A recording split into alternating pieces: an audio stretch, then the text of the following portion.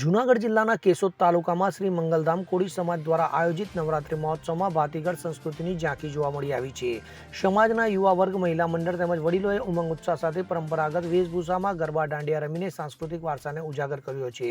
તો આ અવસરે મોટી સંખ્યામાં ભાઈઓ બહેનો ઉપસ્થિત રહ્યા હતા અને સમાજમાં સૌહાર્દ, એકતા તથા સંસ્કૃતિ પ્રત્યેનો ગૌરવપૂર્ણ માહોલ સર્જાયો હતો। તો આ કાર્યક્રમ દરમિયાન ભાતીગળ રાસ સાથે આરતીનો લાભ પણ લેવામાં આવ્યો હતો।